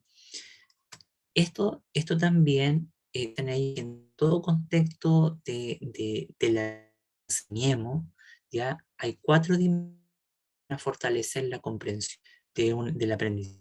Primera es la dimensión del contexto, que tiene que ver con comprender epistemológicamente lo que estoy enseñando. Si no comprendo epistémicamente lo que estoy enseñando, no voy a poder determinar la centralidad curricular, es decir, determinar cuáles son los grandes temas que sí o sí mis alumnos van a aprender en esta asignatura. Esa decisión es fundamental, porque vale la pena que nuestros estudiantes aprendan 4 o 5 cosas bien y que salgan de la universidad con eso, a que aprendan 10 y no se recuerden mucho. Esa idea de la centralidad y la relevancia curricular es la que está asociada a la dimensión del contenido, ¿sí? Que es una cuestión sobre la naturaleza epistémica. Mientras que eso nos va a llevar a una dimensión del método, que está asociada a las metodologías. ¿Cuáles son las mejores estrategias o las estrategias más pertinentes por las que yo voy a enseñar, por ejemplo, el uso del suelo o recadío subterráneo, no sé, ¿ya? Y luego aparecen las formas de comunicación. ¿Cómo se comunicará este contenido? ¿Cuál es la forma más adecuada? Los lenguajes, pero además la forma en que los estudiantes me van a comunicar que su aprendizaje. Y ahí, por ejemplo, no es solo la prueba de la papel, no solo es el quiz, los cuestionarios, sino que formas en las que tributen con la naturaleza de lo que estamos enseñando, ¿sí? Pero, discúlpeme el ejemplo que voy a poner. Yo muchos años formé profesores de artes visuales y me tocaba en sociología de la educación en prácticas profesionales, y cuando les supervisaba la práctica, me empecé a dar cuenta que no entendían lo que era las artes visuales. Sabían escultura, sabían estética, sabían filosofía, pintura, pero no comprendían el fondo. Entonces yo me lo empecé a llevar a sacar a entender la relación entre pedagogía, mundo y arte. Y me llevaba, por ejemplo, a veces a bailar enfrente de la mesa. Y los chiquillos un poco asustados, no sé, presos, etc. Sin embargo, en esas actividades ellos empezaron a apropiarse del contenido, de la naturaleza epistémica de lo que ellos hacían, de lo que aprendían. Porque la naturaleza del contenido superficial es la cuando uno dice que las artes visuales es hacer dibujo o pintar. Y lo profundo es entender la naturaleza, las múltiples manifestaciones que eso tiene. Eso tiene que estar asociado con la dimensión de comunicación, que la dimensión de comunicación tiene 2 formas. La forma en la que yo comunico el aprendizaje, pero en la forma en que los estudiantes me demuestran lo aprendido. Entonces ahí está la didáctica y está la evaluación. Y la dimensión de propósito tiene que ver justamente con esta idea de cuáles son los objetivos por los que se va a enseñar esto, cuál es la relevancia social, cultural. Alguien partió diciendo cuando nos presentamos que estos son los temas del siglo XXI. Bueno, esa pregunta siempre nos tenemos que hacer. Temas de enseñanza, ¿por qué son relevantes para este campo profesional? ¿Qué son relevantes de aprender hoy día en la arquitectura? ¿Por qué son temas clásicos en la arquitectura? ¿Por qué son relevantes en la matemática, en las ecuaciones diferenciales? ¿No? Esa es una pregunta que tiene que ver con el propósito de la naturaleza del contenido, ¿sí? No sé si hay alguna pregunta en torno a esto, perdón, que yo estaba explicando, en torno a estas 4 dimensiones. ¿Se entiende bien? la vuelva a explicar. Quien quiera que active el micrófono de todas maneras. Acá en el chat dicen que está todo muy claro, Aldo. ¿En serio? Ya, Sí. súper. Entonces avanzamos y a los compañeros. Bueno, entonces, chiquillos, nosotros tendríamos que... miren, ¿se recuerdan cuando ve que Bain decía de aprendizaje profundo, superficial y estratégico? Bueno, el último, el superficial, tiene que ver con esto que está acá. David Perkins, que es uno de los autores del libro que aparecía allí, que se llamaba El aprendizaje y la creación de la mente, él nos dice, identifica con más de 30 años de investigación empírica, nos dice que en la cognición humana hay distintos problemas que nosotros nos enfrentamos los profesores cuando damos clases. Y estos problemas son lo que están ahí, lo que él le llama el síndrome de conocimiento frágil. Y el síndrome de conocimiento frágil se compone de estos 4 casilleros azules que están acá. El conocimiento olvidado, el conocimiento inerte, el conocimiento ingenuo y el conocimiento ritual. ¿Qué quiere decir esto? El conocimiento, como dice ahí, significa un conocimiento que no se recuerda. Uno dice, oye, pero yo esto lo he escuchado en algún lado, pero uno no frase. Mientras que el inerte y el conocimiento ingenuo aluden a una comprensión deficiente, algo que yo puedo saber explicarlo, pero no con mis palabras, como lo dice el libro. Mientras que el conocimiento ritual solamente es una cosa estratégica, ¿no? Y de esto está lleno las salas de educación superior, en muchas asignaturas, ¿no? Sobre todo el conocimiento olvidado, del conocimiento del ritual, ¿sí? Bueno, en ese sentido, nosotros cuando hacemos clase, una evaluación, nosotros podemos monitorear los niveles de la comprensión en nuestro estudiante, ¿ya? Y nos podemos dar cuenta que existen 4, a partir de estas 4 formas que yo mencionaba, existen preguntas que están en esta presentación y ustedes las pueden revisar con mayor extensión, que nos pueden dar pista de qué aprendieron realmente nuestros estudiantes y con qué profundidad, ¿ya?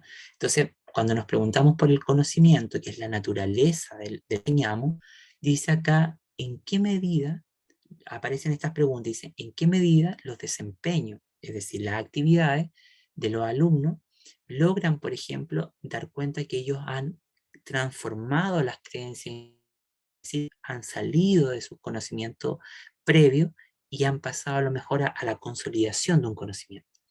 Mientras que los métodos nos llevan también a la dimensión que dice en qué medida despliegan los alumnos un sano escepticismo hacia sus creencias y hacia la del conocimiento de fuentes tales como libros de texto, opiniones de la gente y también de los medios masivos de comunicación. Y así sucesivamente se plantean una serie de preguntas en las que a nosotros los profesores nos permiten aplicarlas en primer lugar a nuestros campos disciplinares, pero luego dar pistas de cómo, a partir de ello, cómo nuestros estudiantes han ido profundizando o no en su comprensión. Y ahí, por ejemplo, aparecen más ejemplos que dicen redes conceptuales ricas y coherentes, la construcción del conocimiento, el uso del conocimiento, el uso efectivo del sistema. Entonces, aquí aparecen todas estas características propias de nuestro entorno.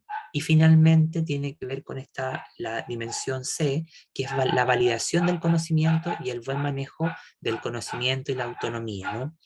Bueno, esto va a tener distintos niveles o manifestaciones que nos van a ayudar. En primer lugar, podríamos ver todo lo que tiene que ver con el nivel de ingenuo, el nivel de principiante, el nivel de aprendiz y el nivel de maestría. ¿Qué quiere decir esto? Que el nivel de ingenuo es cuando los estudiantes están en el conocimiento inerte, el conocimiento superficial, donde ellos, por ejemplo, no salen de la ciencia intuitiva, de sus preconceptos, de sus conocimientos previos. Mientras principiantes, cuando empiezan justamente a darse cuenta de que empiezan a hacer estos pequeños trans, empiezan a captar el lenguaje medular de nuestra asignatura, pero todavía están ahí intensa, es tan tirante, mitad 50% de conocimientos previos, 50% de intuitivo. Y el nivel de aprendiz justamente es cuando ya el estudiante se empieza a ocupar en el lenguaje, en su actividad, el lenguaje técnico, los procedimientos que exige la disciplina, etc. Y el nivel de maestría, bueno, es cuando ya piensa científicamente como el campo lo exige. Entonces, esto a nosotros darnos cuenta de cómo estudiantes van progresando en su aprendizaje, ¿no? Y esto es transversal. De hecho, yo lo he ocupado desde el nivel de pregrado hasta cuando me ha tocado dar clase en doctorado. Entonces esto nos permite en cualquier, queridos colegas, aplicarnos y dar cuenta de cuáles son estas manifestaciones que nuestros estudiantes van teniendo. Esto siempre aparece también como disperso en nuestras clases, como variado, ¿no?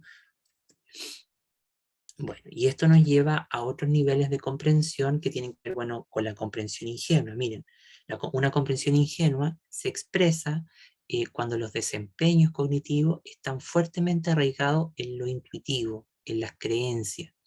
Además, cuando los estudiantes describen la construcción del conocimiento como algo no problemático, que solamente consiste en captar información que está ahí disponibilizada en el apunte, lo que está en el campus virtual, lo que quedó de la grabación o lo que el profe dijo en la clase.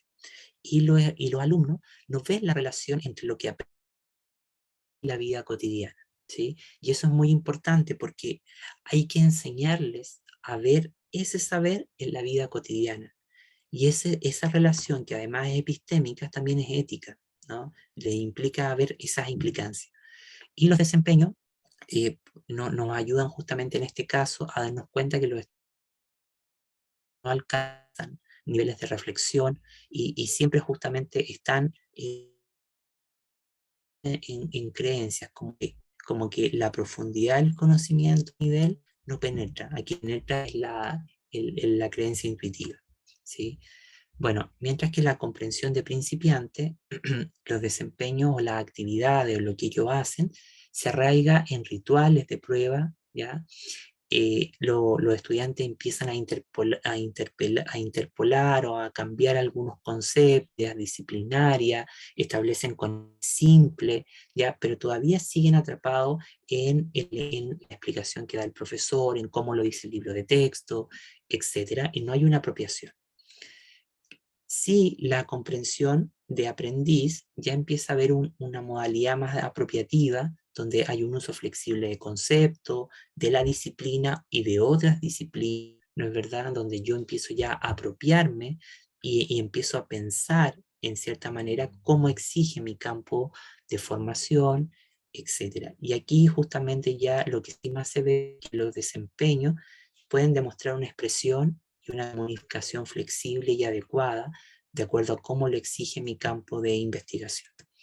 Y finalmente, de maestría, ¿ya?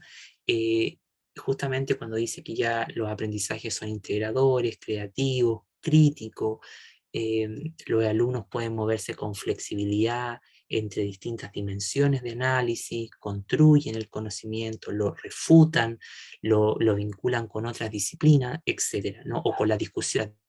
Y también los alumnos les permite usar este conocimiento para interpretar y sobre todo intervenir el mundo, ¿no? Entonces, en este sentido podemos darnos cuenta de que aquí está el proceso de comprensión real, aquí está el umbral del aprendizaje, porque aquí hay una integración de todas las dimensiones y modalidades del aprendizaje, ¿ya? Ahora, ojo, que un estudiante puede llegar a alcanzar la maestría en el 5º año de la carrera, como la puede alcanzar en el 2º. Esto tiene que ver con los hábitos de pensamiento. Y una de las cuestiones que a los profesores, lastimosamente en el contexto universitario nos juega en contra, es que muchos estudiantes vienen con estructuras mentales de sus procesos cognitivos consolidados, ¿no? De lo que han hecho en la educación media, lo que Eduardo traía a colación al inicio de esta sesión, ¿ya? Y que también es patente y una responsabilidad de nuestro sistema educativo en el fondo, ¿no? Porque siempre había una desocialización de modelo universitario versus los modelos escolarizantes, ¿no? Que que eso es una tensión permanente en nuestro sistema educativo. Al tiro respondo la pregunta que ahí está, o el comentario del chat, ¿no? Bueno, en estos últimos minutos yo quisiera hablar de algo que se llama la mediación, ¿ya?, del aprendizaje. Esto que voy a mencionar, no, la mediación del aprendizaje surge de una propuesta de un filósofo judío, ¿ya?, que se llama Reuben Feuerstein, y que él crea la teoría de la modificabilidad estructural continua, y que fue mundialmente famoso después de haber, porque demostró que nuestro cerebro, con una adecuada mediación, pueden incrementar nuestro potencial de aprendizaje. Y el mediador es cualquier persona que sea significativa en la manera de aproximar el conocimiento. Y esto dice que toda estructura cognitiva, que en el fondo la estructura cognitiva es nuestro cerebro, ¿no es verdad?, son sus estructuras mentales, ¿no?, va a enriquecido de acuerdo al en el que yo me sitúo. Por eso que las clases siempre tienen que tener alta expectativa, los estudiantes tienen que ser ricas, pero sobre todo pero con desafíos realistas a lo que realmente mis estudiantes pueden en ese momento, ¿sí? Porque si no, se causa frustración y bueno, los problemas son un poco complejos. La mediación se define como el proceso por el cual de alguna manera se realiza un trabajo específico para dar a conocer las deficiencias o las dificultades que alguien enfrenta en su aprendizaje. La mediación también se entiende como el proceso en el que uno va facilitando una red de apoyo para enriquecer esa deficiencia, para superarla en el fondo, ¿no? Tiene que ver con siempre un sujeto que es significativo, pero que es resonante para el otro, ¿no? Que crea puentes, que abre oportunidades, que expande la capacidad existencial. Esa es la educación y esa es la enseñanza en el fondo, ¿sí? Bueno, en ese sentido entonces, Feuerstein nos dice entonces que este proceso de mediación va a tener principios básicos, ¿no es verdad? Y algunos de estos principios básicos seres humanos son modificables permanentemente, que cambiamos, modificamos, somos plásticos, flexibles, pero que además son más que nuestras propias determinantes genéticas, ¿sí? En el fondo una cuestión cultural, fenomenológica, ontológica evidentemente, ¿no? Y que el individuo específico con el que yo trabajo, mi estudiante, es un sujeto que puede modificarse sí o sí, y que además, por ejemplo, ese sujeto es un sujeto de permanente búsqueda de aprendizaje, ¿no? O que van, y que el universitario busca eso de cambiar el esquema de regulación.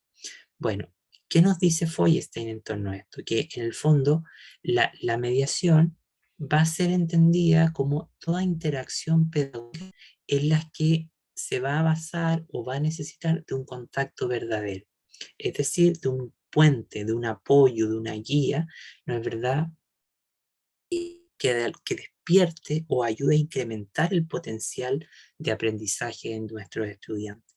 Eso quiere decir que solamente se puede ver en la medida en que obviamente existan expectativas, pero también existan situaciones desafiantes que ayuden a sacar al estudiante de su zona de confort. Y en el fondo los estudiantes valoran, que en mi experiencia valoran. Bueno, una de las ideas que él plantea para una buena mediación es la idea de la intencionalidad y reciprocidad. ¿Qué implicaría esto? Implica que el proceso formativo debe poner el acento en el estímulo, es decir, en hacer perceptible ciertas ideas fundamentales para que penetren en el aparato o en la estructura de pensamiento del estudiante. Es captar su atención en torno a lo que este campo de trabajo necesita consolidar, ¿sí? Y eso implica justamente tener claridad, certeza, un clima de cercanía, etcétera, de alta expectativa en el otro, etcétera. Pero también dice que la mediación ligada a la enseñanza hay que buscar la trascendencia, ir más allá de la necesidad inmediata de aprender este contenido, ir más allá de las exigencias laborales, profesionales que definen ese saber, sino que entender cómo eso que estamos viendo está conectado a la cultura, a las interacciones sociales, etcétera, ¿no? Y por último, porque ya estamos en el tiempo, voy a poner la mediación del significado, que es lo fundamental. Porque en la medida en cuando nosotros ayudamos a que nuestros estudiantes, por ejemplo, creen una relación o produzcan un significado emocional, simbólico con lo que estudian, podemos justamente comprobar sus pasiones intelectuales, meterlos más al trabajo académico, etc. Y eso se llama la mediación entre el significado. Si no se median los significados que se construyen a través del aprendizaje, va a pasar eso que veíamos, que cada uno entiende cosas, ¿no? Y estos criterios pueden ser aplicables en cualquier nivel de formación académica.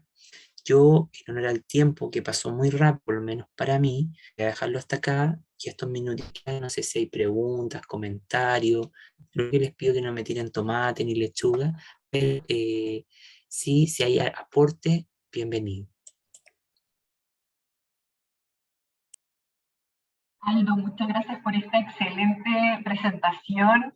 Yo la he escuchado un par de veces ya y siempre aprendo algo, siempre me enseñas algo, me haces que se me remuevan las estructuras y me dejes pensando, y espero que a todos nuestros participantes les pase lo mismo, porque a eso hemos venido acá, a aprender todos juntos. Me gustaría comentar además que me encanta cuando hacen comentarios, observaciones desde su propia disciplina, porque yo estoy segura que desde hoy vamos a empezar a hablar, por ejemplo, de sustentabilidad, ya estamos hablando de neurodiversidad, vamos a incorporar todos los conceptos que cada uno aporta desde su experiencia. Y eso es lo enriquecedor de estos encuentros que nosotros tenemos. Yo te agradezco mucho y quisiera dar la palabra a quien quiera decir algo a Aldo. Lo que nos beneficia mucho en este encuentro es que continuamos el próximo viernes con él.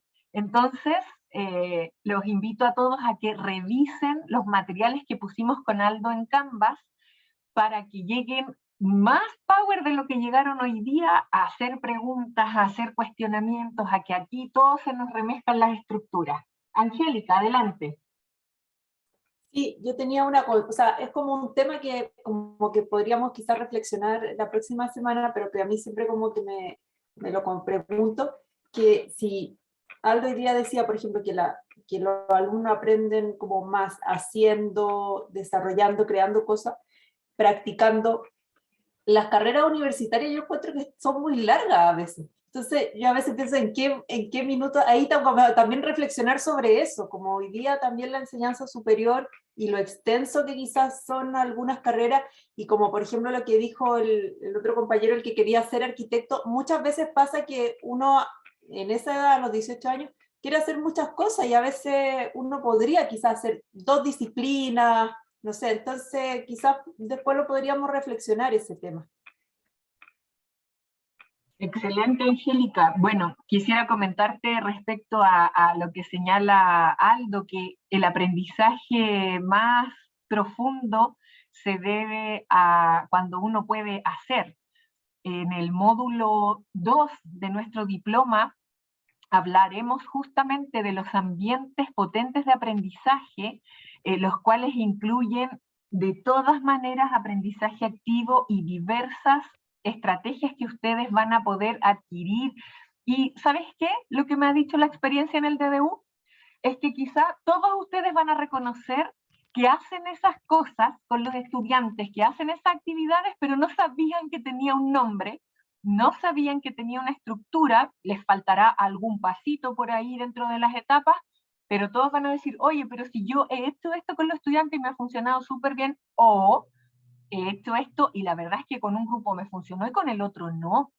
Y esa es la magia de este diploma, que vamos a poder descubrir y compartir las experiencias. Y aquí no es pura miel sobre hojuelas, acá vamos a compartir las penas y las alegrías. Así que creas una alta expectativa, Ángel, para el segundo módulo.